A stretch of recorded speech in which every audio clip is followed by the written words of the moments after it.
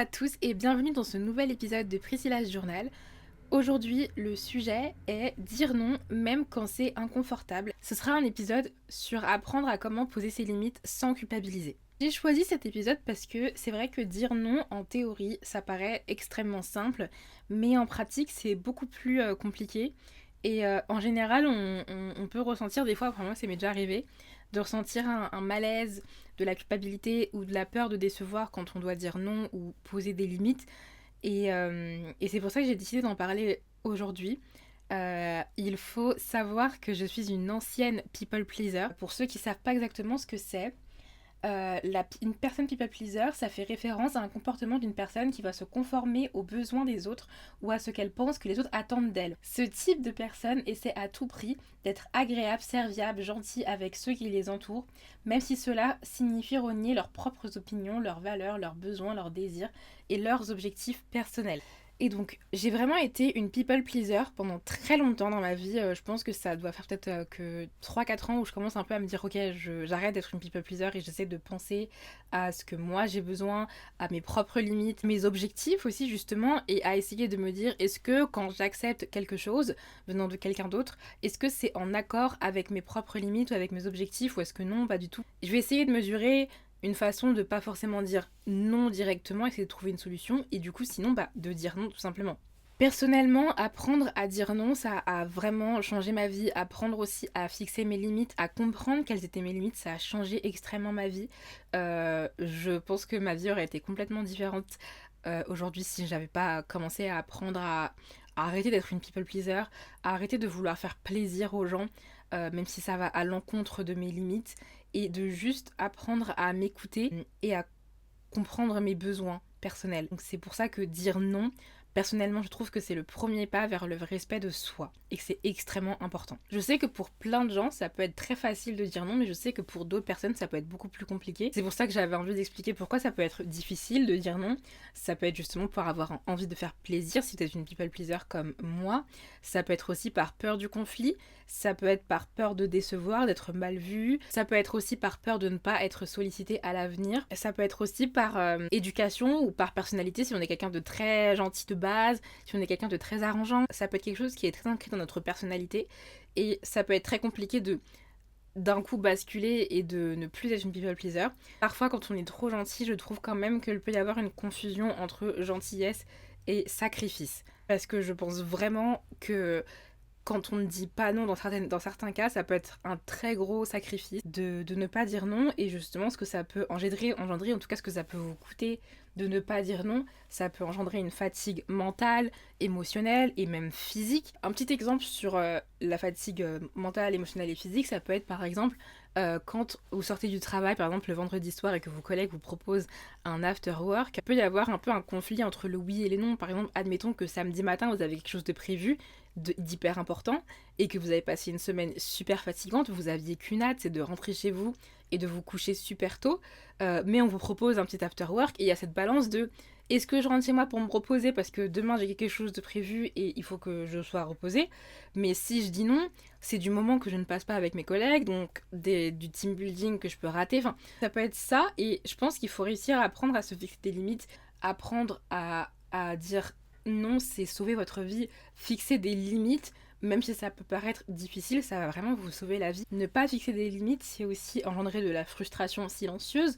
Donc ça va être de la frustration chez vous, parce que vous allez vous dire oh, je me force à faire une activité ou quelque chose que j'ai pas envie de faire. Donc vous allez peut-être pas forcément être spécialement enthousiaste à l'idée de faire ça, mais ça peut être aussi une frustration chez les autres qui vous entourent, parce que vous passez des moments en n'étant pas spécialement de bonne humeur, et du coup ça peut créer un peu une tension avec d'autres personnes. Ça peut aussi du coup causer une impression de ne plus savoir ce que l'on veut, parce que à force de se plier aux exigences, aux attentes et aux besoins des autres, on s'oublie et on oublie nos propres besoins. Parce que vraiment, je peux vous le dire, j'ai été dans une situation où j'étais dans des groupes d'amis, on va dire, et je savais pas comment dire non dans certaines situations. Et c'était très compliqué parce qu'au final, je savais même plus ce que j'aimais et ce que j'aimais pas, de ce que je voulais faire ou ce que je voulais pas faire.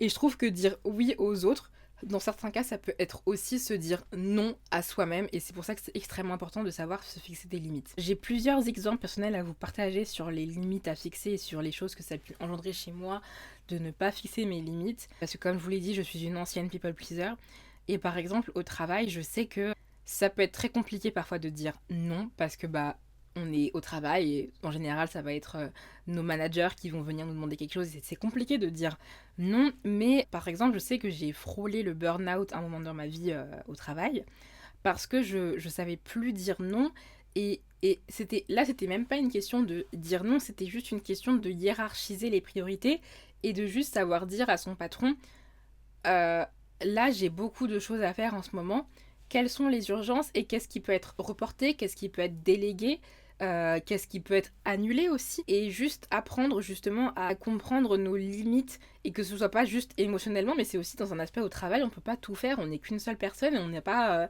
On a des semaines de 35 heures ou 40 heures maximum.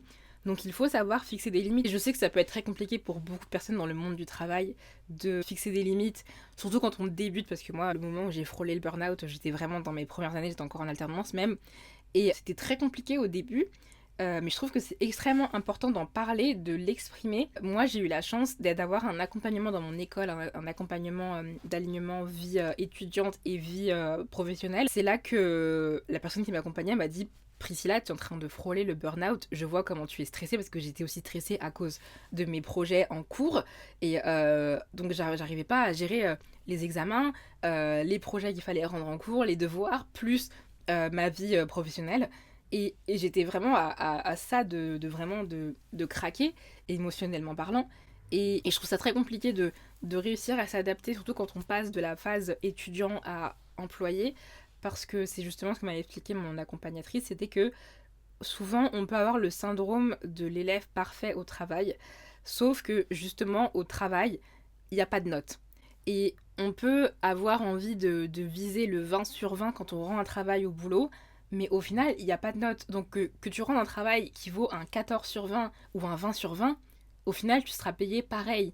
Tant que ton travail est bon, même s'il n'est pas extrêmement parfait et qu'il est au-delà des attentes, au final, tant que le travail que vous fournissez correspond aux attentes qu'on vous a demandées et aux exigences qui ont été posées, eh bien c'est parfait. Et c'est pour ça qu'il ne faut pas chercher la perfection au travail. Autre exemple dans ma vie personnelle cette fois-ci, dans mes amitiés, comme je vous ai dit, je suis une people pleaser et c'était beaucoup plus exprimé dans ma vie de perso que dans ma vie pro et en même temps c'est un peu normal. Mais dans mes amitiés, j'avais beaucoup de mal personnellement à dire non parfois ou à comprendre mes limites. Et parfois je me forçais à faire des sorties ou faire des activités, à faire des choses alors que j'étais fatiguée ou que j'avais pas envie, que ça m'intéressait pas.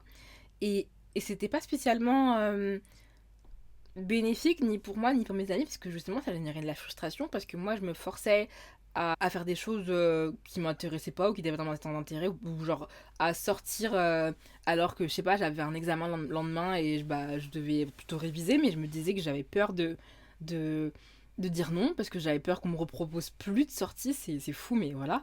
Et, euh, et je trouve ça hyper important de savoir dire non et de comprendre pourquoi, parce que justement, ça faisait que moi j'étais frustrée quand moi mes amis me disaient bah non, ça m'intéresse pas, parce que je me disais bah moi je me plie en quatre pour rendre mes amis heureux, ce qui n'est pas normal, mais eux par contre, quand ils ont pas fait de faire quelque chose ou quand ils sont pas disponibles, ils se libèrent pas pour moi.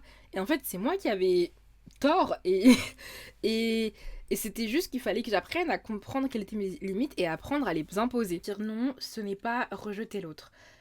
Pour moi, dire non, c'est vraiment apprendre à se respecter, à comprendre nos besoins, comprendre nos limites, comprendre nos objectifs et s'ancrer à elles et à rester aligné à nos besoins justement. De plus, un oui forcé causera beaucoup plus de dégâts qu'un non clair. Ça, ce sera pour vous et pour les autres.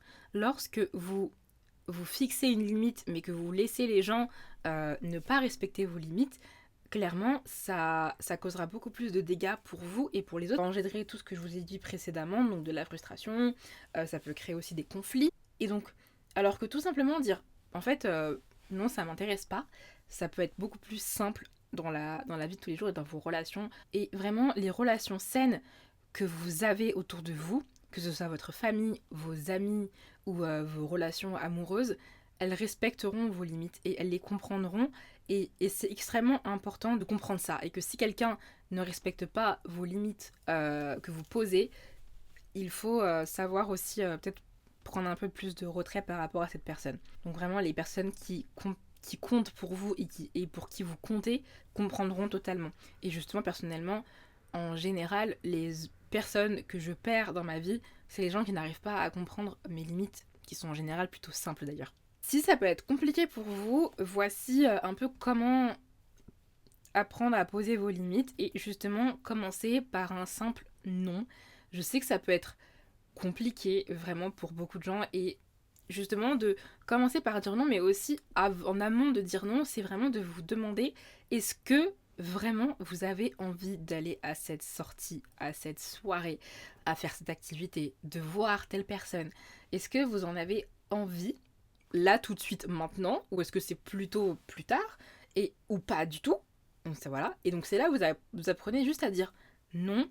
Je tiens aussi à dire, pas besoin de justification, parce que moi c'était quelque chose que je faisais beaucoup, ça allait être de enrichir les justifications du genre ah non samedi je peux pas sortir parce que je dois réviser pour mes cours, je suis super fatiguée, j'ai plein de devoirs, j'ai plein d'examens en ce moment mes notes à la fac ça va pas trop, enfin bref, je donnais plein de justifications, alors que juste dire bah non en fait je suis pas disponible, j'ai ça de prévu, ça suffit, pas besoin d'enchérir vos justifications. Je sais que ça peut aussi créer un petit malaise de dire non, mais c'est normal et aussi c'est temporaire. Parce qu'au final, sur la longévité, vous serez beaucoup plus à l'aise avec vous-même de dire non que de pas respecter vos limites. Si vous avez un petit sentiment de culpabilité, sachez quand même que c'est pas forcément parce que vous faites quelque chose de mal et que c'est juste que c'est si vous avez été une people pleaser comme moi, c'est un peu compliqué au début de apprendre à dire non et apprendre à exprimer ses limites. Pour dire non ou pour fixer vos limites, je pense pas qu'il y ait vraiment de phrases à dire, mais je trouve que c'est extrêmement important de l'exprimer. Et surtout quand vos limites ont été franchies. Je trouve ça très important de dire écoute, quand tu me dis ça, personnellement, ça ne me plaît pas vraiment. Des fois, dire non, ça peut être aussi juste ce week-end, je peux pas, mais dans 2 semaines, je suis libre par contre.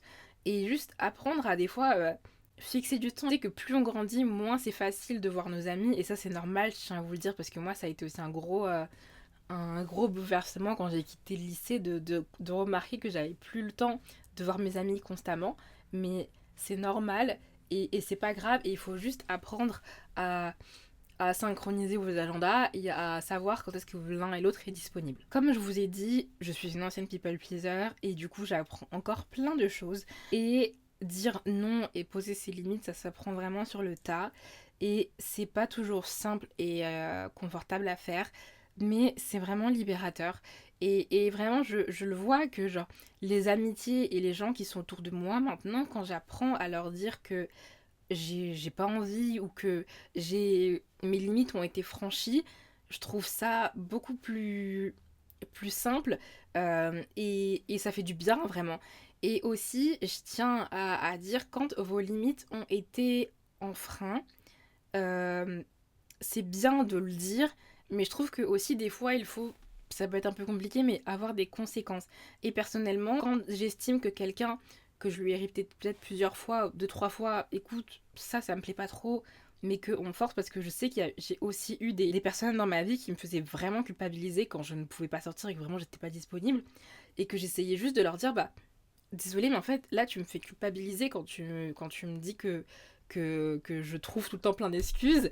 Et en fait, je pense qu'il y a des fois, il faut juste prendre nos distances de ces personnes et peut-être qu'ils comprendront de eux-mêmes qu'ils ont franchi ces limites et peut-être que vous pourrez repasser du temps avec eux. Mais sinon, de juste apprendre à prendre votre espace et vraiment prendre vos distances. Parce que des fois, malheureusement, les gens ne comprennent pas forcément qu'est-ce que c'est des limites. Et il faut juste, du coup, je pense qu'il faut juste apprendre à se prioriser parce qu'au final, vous vivez votre vie pour vous et vous êtes le seul personnage principal de votre vie, donc il faut pas forcer les choses quand ça enfreint vos objectifs ou vos besoins. Je vous ai dit plutôt, fixer des limites, c'est le premier pas pour se respecter et honnêtement, plus je fixe des limites et plus je dis non, plus je me sens alignée avec moi-même et plus je comprends la personne que je suis et mes besoins et ce que j'aime faire, ce que j'aime pas faire. Et c'est vraiment bien de juste comprendre et aussi de comprendre les limites de mes amis. Parce que maintenant, je sais, par exemple, mes amis, je sais à peu près vers quelle heure je peux les appeler. Justement, fixer des limites, ça vous permet aussi de observer les limites des autres et de les comprendre. Et je trouve ça vraiment intéressant parce que du coup, les autres aussi vont comprendre vos limites. Donc pour conclure, fixer des limites, c'est vraiment un acte de douceur et je pense de propre estime de soi-même envers soi-même justement. Et pas besoin d'être parfaite et si vous n'arrivez pas à fixer des limites comme ça du jour au lendemain, c'est normal. Si c'était pas dans votre habitude de base, ça peut être toujours compliqué et même comme je vous ai dit dans des conditions, par exemple quand on est au travail, ça peut être beaucoup plus... C'est simple de dire à ses amis oh ouais non allez dîner samedi soir j'ai pas envie je suis fatiguée ou j'aime pas sortir le soir par exemple, mais quand ton patron te demande quelque chose ça peut être compliqué, mais juste apprendre à hiérarchiser les choses de vos tâches ou de votre quotidien et de vraiment, genre, quand je vous dis fixer des limites et dire non, c'est pas forcément un non définitif, mais juste là, tout de suite, maintenant, je ne peux pas. Donc ça peut être vraiment beaucoup plus simple et ça vous permet d'appréhender la vie de façon beaucoup plus simple, en fait, aussi, justement. N'hésitez pas à commencer petit à petit si vous n'avez pas l'habitude de fixer des limites ou si ça vous paraît extrêmement difficile de le faire. Si je vous invite à me partager quelles limites vous voulez vous fixer pour vous cette semaine ou là, dans les jours à venir et de me le partager. Si vous avez regardé cet épisode jusqu'à la fin, je suis très reconnaissante. N'oubliez pas de vous abonner si vous n'êtes pas abonné à la chaîne, de laisser un j'aime et un commentaire. Ça me ferait énormément plaisir, surtout que je les lis tous et j'essaie d'y répondre. Si vous écoutez sur les plateformes audio, pareil, n'hésitez pas à vous abonner si ce n'est pas le cas et de laisser un avis. Et n'hésitez pas aussi à vous abonner à ma page Instagram Priscilla Journal sur laquelle je suis aussi active et je partage plein de choses. Donc voilà, on se retrouve la semaine prochaine et à bientôt. Bisous.